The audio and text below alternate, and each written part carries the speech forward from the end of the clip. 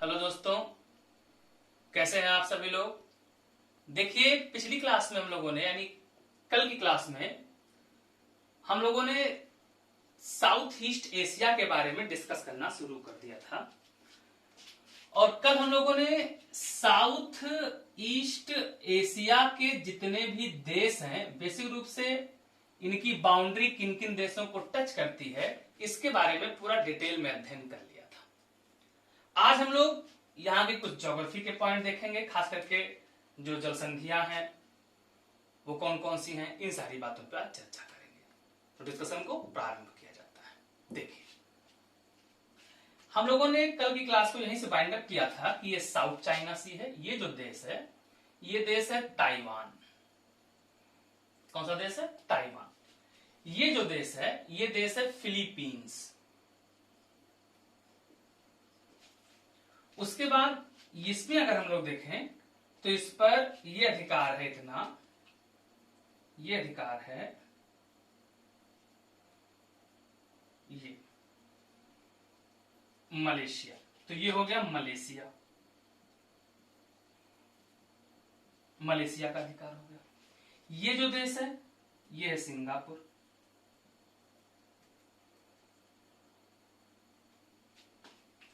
ये है इंडोनेशिया, ये पूरा इंडोनेशिया का पार्ट है। उसके बाद अगर हम लोग देखें तो ये है म्यांमार,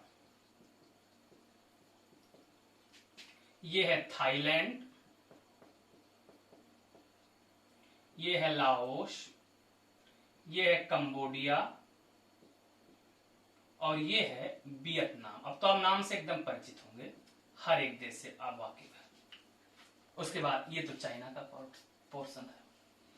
अब अगर हम लोग सबसे पहले ये ट्रेस करें कि कौन कौन से देश साउथ चाइना सी को टच करते हैं, यानी उन सारे देशों के नाम बताइए जो दक्षिण चीन सागर को स्पर्श करते हैं, टच करते हैं। तो देखो जरा आप, ये हो गया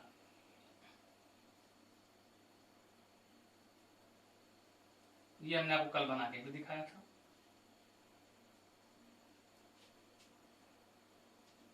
ये हो गया साउथ चाइना सी।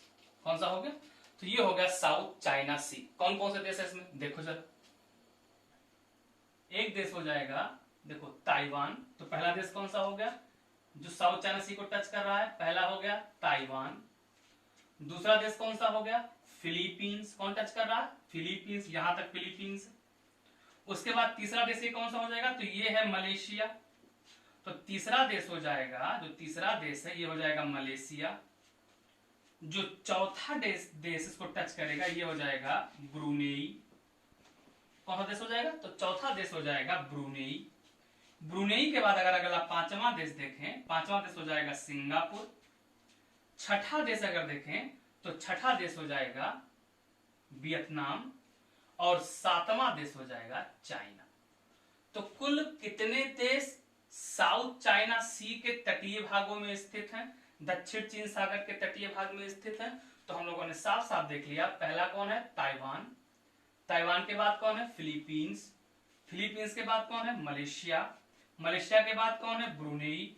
ब्रुनेई के बाद कौन है? ये इंडोनेशिया। इंडोनेशिया के बाद कौन है? सिंगापुर। सिंगापुर के बाद कौन है? सिंगापुर के बाद है वियतनाम और फिर कौन है? चाइना। याद रहेगा? एकदम क्लियर। जो बाउंड्री पर देख लो, ये सुमात्रा है, सुमात्रा से बोर्नियो को, ये बोर्नियो आइलैंड, ये आइलैंड कौन सा? बोर्नियो। तो सुमात्रा से बोर्नियो को ही मिलाया गया। इधर जावा सागर है और इधर दक्षिण चीन सागर। इसलिए कौन सा देश आ जाएगा? इंडोनेशिया जाएगा। काउंटिंग में छूट गया क्या इंडोनेशिया? देखो ये 5 6, अच्छा सॉरी, ये 6, ये 7, ये 8। तो कुल कितने देश हो गए? 8 हो गए। क्लियर एकदम? पूरी बाउंड्री हम लीनियर में से दिखाते हैं। देखो ये पूरा हो जाएगा साउथ। ये इसलिए ज्यादा इंपॉर्टेंट है, इसको बहुत डिटेल में आपको जानना है क्योंकि ये पेपर में इससे क्वेश्चन पूछे जाने के चांस ज्यादा है। साउथ चाइना सी हो गया। आप देखो जरा, ध्यान दीजिएगा। इसके बाद अगर आप देखो तो ये इंडोनेशिया का है, ये इंडोनेशिया का है सुमात्रा आइलैंड, ये है सुमात्रा आइलैंड। और सुमात्रा आइलैंड किसका है? इंडोनेशिया का। यहां अगर हम लोग देखें तो ये जो पानी भरा हुआ है, ये पानी भरा हुआ है अंडमान सागर का। किसका पानी है? तो ये पानी है अंडमान सी यानी अंडमान सागर का। ये पूरा प्रायद्वीप का भाग है। यहां देखो जरा आप, ये पूरा प्रायद्वीप का भाग है और जो ये पूरा का पूरा प्रायद्वीप है, ये जो पूरा प्रायद्वीप आपको दिख रहा है, ये पूरा आप देख रहे हैं, ये पूरा प्रायद्वीप है और इस प्रायद्वीप का नाम है मलय प्रायद्वीप। कौन सा प्रायद्वीप है? मलय पेनिनसुला है, मलय प्रायद्वीप। ये बहुत ही नैरो लैंड है और उसके बाद फिर ये एशिया वाला पोर्शन है जो साउथ ईस्ट एशिया का मेन लैंड है। आप देखो, ध्यान देना, हम सबको ये पता है कि अगर कहीं पर नैरो लैंड है, कोई सकरा लैंड है और वो किन्हीं दो बड़े लैंड को आपस में कनेक्ट कर देता है, तो इस सकरे लैंड को क्या बोलते हैं? स्थल डमरू मध्य, या इसी को कहा जाता है स्थल संधि। इंग्लिश में बोलते हैं इस्थमस। क्या बोलते हैं? इस्थमस बोलते हैं। और जो ये इस्थमस है, इस इस्थमस का नाम है करा। कौन सा इस्थमस है? तो इसका नाम है करा इस्थमस, यानी करा स्थल संधि है। और जो ये करा इस्थमस है, ये करा इस्थमस इधर कौन सा प्रायद्वीप? मलय प्रायद्वीप। और ये कौन सा है? एशिया का पार्ट है। इन दोनों को क्या करता है? आपस में कनेक्ट करता है। तो पहली बात जो हम लोगों ने सीख ली, वो क्या सीखा हम लोगों ने? हम लोगों ने सीख लिया कि करा इस्थमस, करा इस्थमस किस किस को टच करता है? तो करा इस्थमस टच करता है, यानी जोड़ता है किस किस को? एशिया के पोर्शन को, प्लस किसको जोड़ता है? तो मलय पेनिनसुला को जोड़ता है, यानी मलय प्रायद्वीप को जोड़ता है, मलय पेनिनसुला को जोड़ता है। ये बात समझ में आया? इस करा वाले इस पोर्शन पर अधिकार देखो थाईलैंड का आपको दिख रहा होगा, ये हमने नीले पेन से बना देते हैं। ये इधर तो म्यांमार हो गया, यहां से नैरो रास्ता देखो आया है, यहां तक का ये पोर्शन जो आपको दिख रहा है, ये पूरा थाईलैंड है, ये थाईलैंड है। तो इस करा वाले पे वास्तव में अधिकार किसका है? थाईलैंड का। और जब इस करा पर अधिकार थाईलैंड का है, तो थाईलैंड की सरकार इस करा स्थमस को काट करके एक नहर बनाना चाहती, और इस नहर का नाम क्या रखना चाहती है? करा कैनाल। जैसे आप लोगों ने पढ़ा था, हम लोगों ने डिस्कस किया था, जैसे पनामा नहर आपने पढ़ा, वो भी एक स्थमस था। जैसे आप लोगों ने पढ़ा स्वेज नहर, वो भी एक स्थमस है, स्थमस था, उसको काट के बनाया गया। ठीक उसी प्रकार से करा स्थमस को काट करके थाईलैंड की सरकार क्या बनाना चाहती है? करा कैनाल बनाना चाहती है। और इस करा कैनाल को बनाने में थाईलैंड का सहयोग कौन सी सरकार कर रही है? तो चाइना की सरकार कर रही है। यानी चाइना ये समर्थन दे रहा है कि इसको काट करके नहर बना लिया जाए, तो इस रास्ते से घूमने न पड़े और सीधे हमारे हम लोगों का जलयान इधर से आता जाता है। ये बात समझ में है? क्लियर एकदम?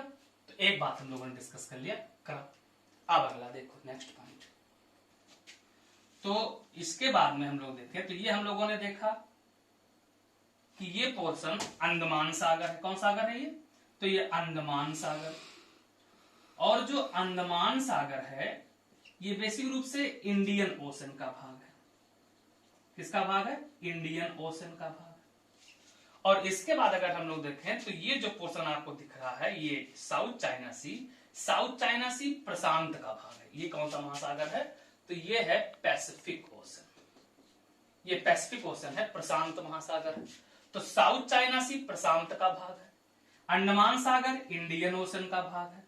तो यहां पर आपको देखो दिख रहा होगा ये नैरो वाटर बॉडी है, ये नैरो वाटर बॉडी।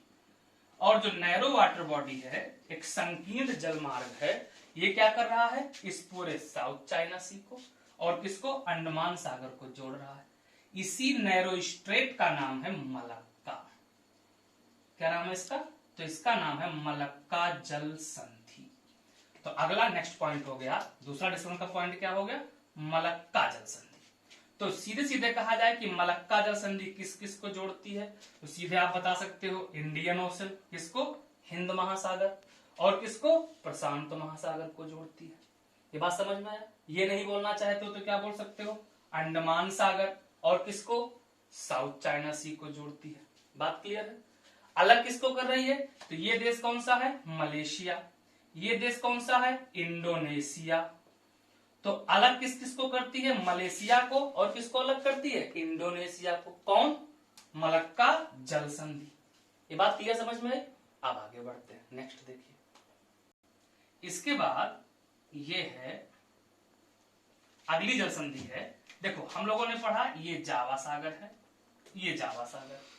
ये नॉन कौन सागर पढ़ा है? साउथ चाइना सी।